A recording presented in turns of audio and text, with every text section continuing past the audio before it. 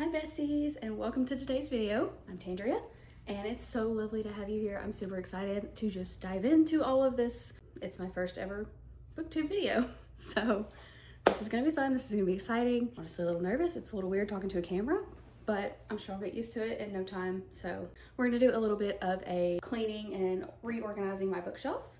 I just moved them from one room into here. So grab a drink, get comfy, and let's get into today's video. So like I said, we're gonna do a bit of cleaning and organizing my bookshelves.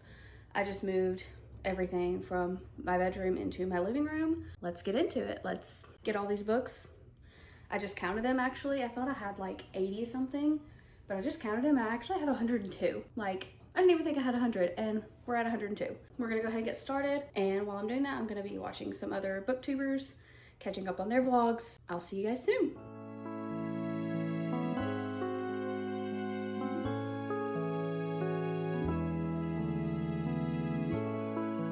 I do want to mention that this gap here, we're not going to talk about it, okay? I live in an older house, so the floors are not quite level. Anyways, back to the cleaning.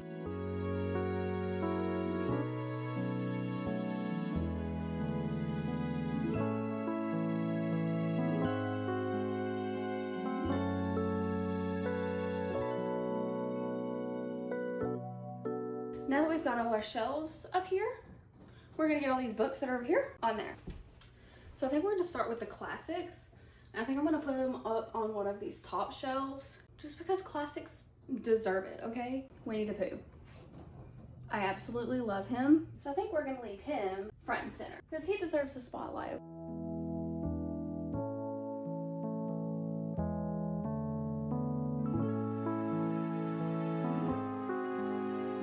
Tell me why I have one hardcover and the rest are paperbacks. Kind of drives me crazy. I mean, it's fine. It's not that big of a deal. But like aesthetically, it kind of bothers me that there's one hardcover and then the rest are paperbacks. Or like if you have it the other way around where it's like you have one paperback in a series, but the rest of them are hardcovers. It's a little crazy, but it is what it is. It's okay.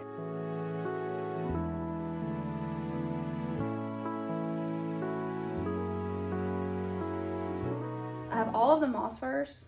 I don't think they'll all fit. I'm just gonna go ahead and say they're not all gonna fit on one shelf. So they may have to like start and then bleed into the next one. My bestie also had these copies of Throne of Glass and Crown of Midnight, and she just gave them to me. They're just so stunning. I wanna get the rest of the series in this as well. I want these covers so bad. So I think that's gonna be a goal of mine this year, is to try to hunt them all down. And then I'll just have 2 full sets of Throne of Glass. Another shout out to my bestie. She's actually the one who really got me into reading again. She found this stunning special edition and like, it's just stunning. Like that's the only word I have for it. It's just gorgeous. I absolutely love this gold foiling. All the inside pages have these little, I don't know if you can see it, hold on. Have all this on it. Like it's just so pretty. And each chapter page, and I don't think this has ever been like even read because like, it's basically brand new and I got it for a lot less than market price, let's just say that. So I was very lucky to be able to get this copy and I will never let it go. I will cherish it for the rest of my life. Anyways, continuing. Each chapter has this little decoration on it too. Like every chapter has that, every page has these. We've got the end pages. We've got the stunning foil cover and it just makes a really pretty, like if you open it up, full scene, I guess, of that scene in the book. It's just really stunning and really pretty. I'm never gonna shut up about this book. So we're gonna put it back in the box and we're gonna put it up here on the shelf. I do have these 2 books, which this one is a fairly new release. It came out in, I wanna say it came out in July of last year. I was actually able to receive a art copy of it on my Kindle and it was just really good. I really enjoyed it. It definitely has a lot of like Twilight vibes to it. So if you enjoyed Twilight as a teen, young adult, I think you would really actually enjoy this one as well. We've got this silver foiling on the inside. We've got these end pages and then This one is actually a signed copy. I just wanted to shout that one out because I just really enjoyed it. It does kind of read a little bit of like a young adult more so than like just pure adult, but it was still really good. I really enjoyed it. We've got like Nordic mythology kind of wrapped into this as well. Kind of interesting the way that she tied all that together, and it was really good. So go read it if you haven't yet. Sequel comes out soon. I've got Silver in the Bone. I read it a while ago, probably beginning of 2024, I think. And I don't really remember a whole lot about it. I know that I enjoyed it, but I don't really remember the whole premise of it. So I might have to reread that one at some point.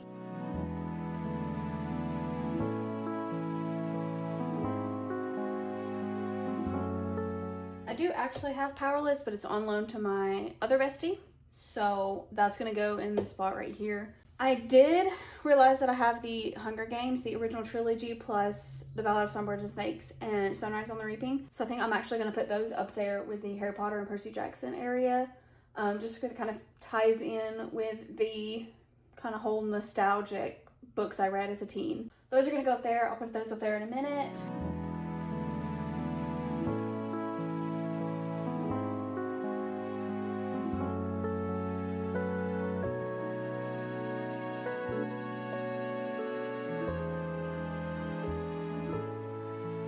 So you know how I was talking about with the Percy Jackson. I had the first Magnus Chase in hardcover, and then the rest of them are paperbacks. Well, I have the opposite problem with the Hunger Games. So I have Ballad in hardcover, I have Sunrise in hardcover. Paperback for the original Hunger Games. Catching Fire and Mockingjay are hardcovers. And now we're gonna move up here to my TBR shelf. Like I said, I have about 11 books on my physical TBR right now. So we're gonna put these up here at the top. Just because, you know, if we put them up top, they'll be top of mind. That's my philosophy here. Top of shelf, top of mind. Now we have all of our books on our shelf. I have a lot of open space up here, which I'm fine with this because this is kind of like my TBR shelf now. I do want to get my decorations up, so I'm probably going to put some decorations here. Throughout here, we'll just see how it all shapes out. I may end up doing a little bit of like a reorganization, trying to get books to just kind of fit better, so that way I don't have so much open space, because that kind of bothers me just a little bit.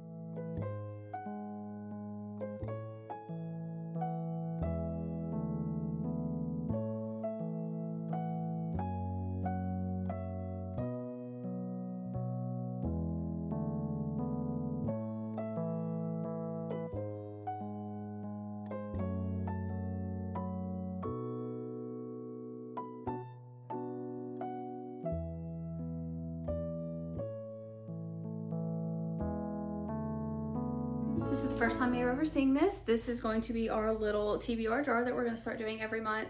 I absolutely love Pooh. As soon as I saw it, I was like, this is going to be the perfect little TBR jar to use for each month. So he's going to go up here on our TBR shelf.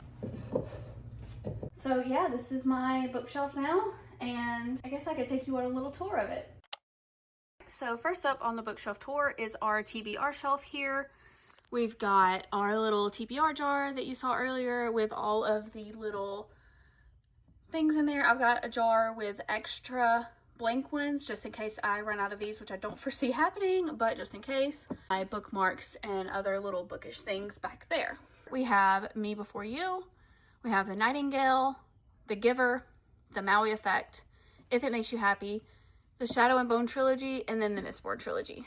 So that are my 11 physical TBR books. Here is our classic shelf. So first up are our little decor. We've got this little Pinocchio. He's actually straight from Italy, and a friend actually went to Greece and Italy on a trip, and she came back and brought me that little Pinocchio. So we've got him. We've got Jane Austen. There's 4 novels in there. We've got Sherlock Holmes. We've got a book of classic children's lit here. We have these little Five Below ones here. Winnie the Pooh behind. And then we've got The Secret Garden, Peter Pan, Grimm's Fairy Tales, another Grimm's Fairy Tales, and The Scarlet Letter. Here we've got the Rick Riordan shelf plus the Hunger Games. So we've got the Magnus Chase trilogy, we've got Percy Jackson, and then we've got the Heroes of Olympus, the Hunger Games, trilogy and the 2 prequels. We've got the Harry Potter series. I am missing a couple of these. They are on loan. I've had these for a long time. As you can see, this one has been taped together since I was a kid. So a very, very, very long time. So they are quite worn. And then I have Tom Felton's Beyond the Wand book here. I have a little, and I've never actually read it, but it seemed interesting. It's Looking for God in Harry Potter. I haven't read it, but it was given to me and I thought it was pretty interesting. I just haven't read it yet. Hogwarts Library, The Quidditch Through the Ages, The Fantastic Beasts and Where to Find Them, Tales of Beedle and Bard. And I've had those for a very long time as well. And then we have this little Hogwarts set with Hagrid. It didn't actually come with him. He's a mini pop, but I thought he was just so cute to go there with that. And we've got this little cauldron. It's empty right now. We've got a couple of wands here, and then there's a wand back here, and then there's 2 wands in those boxes. We've got Silver in the Bone and Soul of Shadow. This little dragon is so cute. He's so adorable. My boyfriend actually 3D printed this for me a while back, and then we've got a little black one down there too. But I just thought he was so cute, and he just looks so perfect right there. Our Throne of Glass series here. This is the order that I read them in, with the Assassin's Blade first, because I love reading chronologically, and it helped me to learn so much more about our female character and just the story in general. It helped with a little bit of the world building. So I think if I ever do reread the series, I think I will read Assassin's Blade third. So we have the ACOTAR series, my special edition that I talked about earlier, and then Crescent City. Here we have the Powerless series, which Powerless, the first book, is on loan to a friend. So she's got that one, and then the rest of the series. I do wish that I had the taller Powerful that matched like with Fearful. This was the only version out, so that's the one we've got. Moving on, we've got a Lightlark special edition. It's got these beautiful sprayed edges, and then we've got the rest of the series here. Alex, I need you to hurry up and give us the next book, please and thank you. And then we have the Fourth Wing trilogy so far, even though it's going to be 5 books, but as of right now, we only have the 3.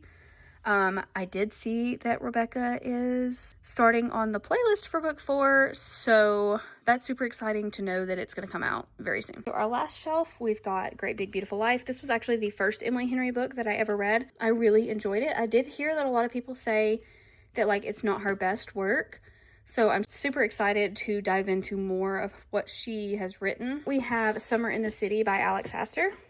I just have it turned this way so that we can see these cute sprayed edges. And then we have the special edition Last Letter, Great and Precious Things variation, Looking for Alaska and The Fault in Our Stars. Again, with these books, I've had these for so many years from the jump. This was one of the first books that I read when I got back into reading a couple of years ago. Moving over here to our non-fiction-ish books, our Christian, either self-help or just like autobiographical stuff. So we've got Live by Sadie Robertson, My Jesus by Ann Wilson, The 5 Love Languages, which even if you're not a Christian, this book is super important because it really just dives into all of the 5 love languages, as it says, and it just helps you to learn, you know, how you receive love, how others receive love, just in friendships, relationships, all that thing. It's just a super important book. Sunshine Mind, this is a devotional. Get Out of Your Head, Girl, Wash Your Face, Don't Look Back, Part of My World, which is by Jodie Benson, which, if you've been living under a rock, this is the voice of Ariel in the original Disney classic,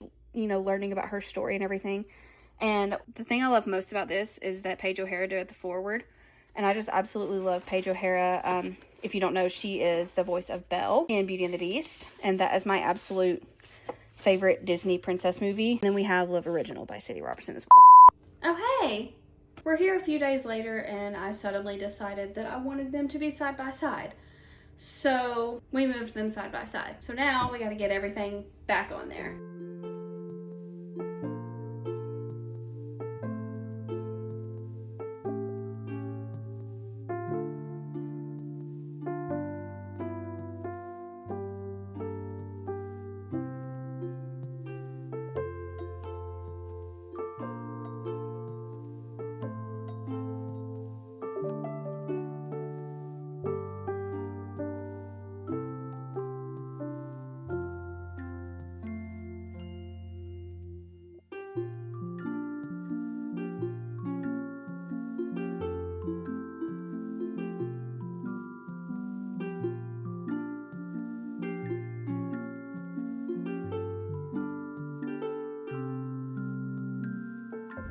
right, we've got our shelves reorganized, and instead of it being in the corner, I think this is gonna work so much better. And it just looks much better too. It looked crowded to me. This looks a lot better in my opinion. So thanks for watching this incredibly crazy video. A little of a wild ride with reorganizing everything. But again, just thank you for watching. If you like this video, go ahead and hit that like button and leave a comment on what your favorite read is, and I will see you in the next one. Bye!